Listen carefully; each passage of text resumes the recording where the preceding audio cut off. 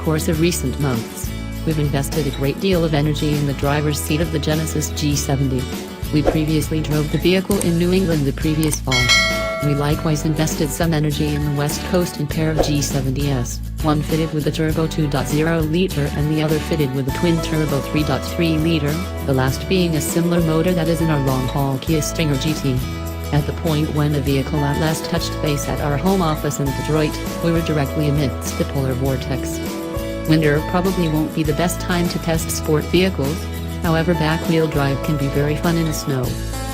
Our test vehicle was the G70 Sport with the 2.0-liter turbo and the manual transmission.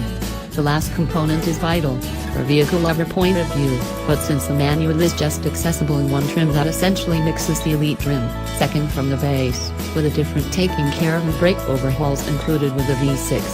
Sensibly valued at $38,895, you get warmed and ventilated seating, leatherette upholstery, a power flexible wheel, a computerized instrument bunch, 8-inch infotainment screen with Apple CarPlay and Android Auto, and a 15-speaker sound framework. It's in reality prepared over our long-haul Stinger GT, a vehicle that costs generally $10,000 more.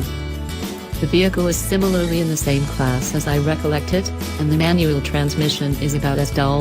However, I found the last two issue less uncertifiable driving.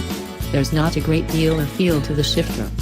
It becomes alright delicately, yet I got myself rapidly disregarding it after a couple of miles as the demonstration of paddling the riggings mixed unobtrusively into whatever remains of the driving knowledge.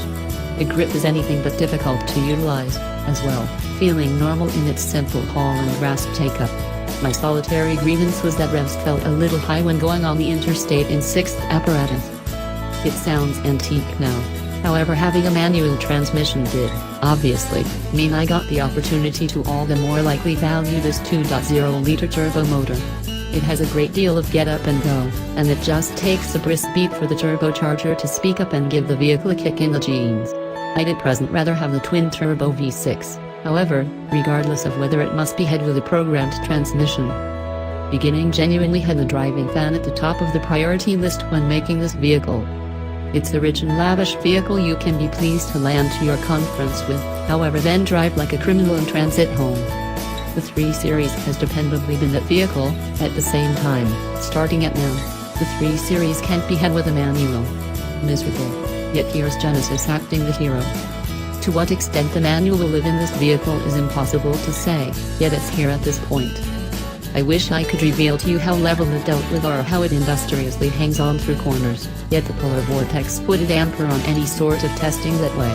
Rather, the G70 inspired me in another way, on ice.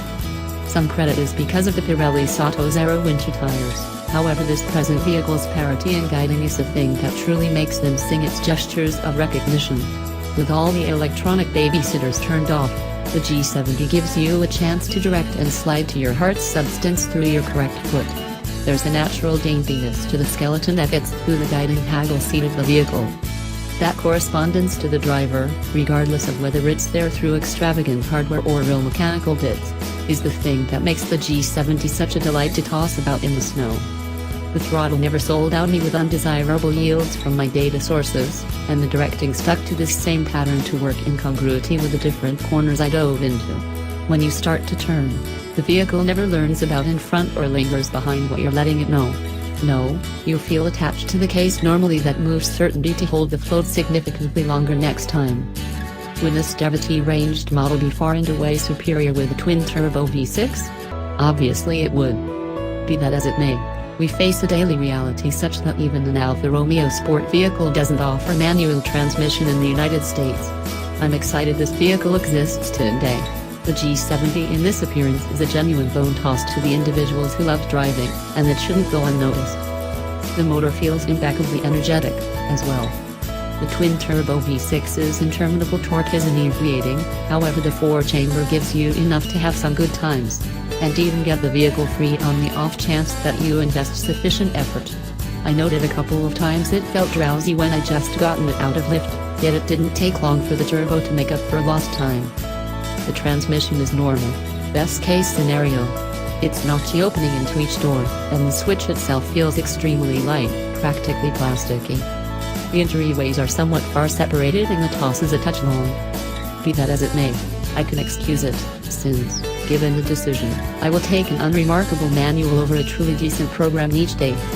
Furthermore, it was much simpler for me for this situation since the G70 is about the main little extravagance sports vehicle left with a manual choice.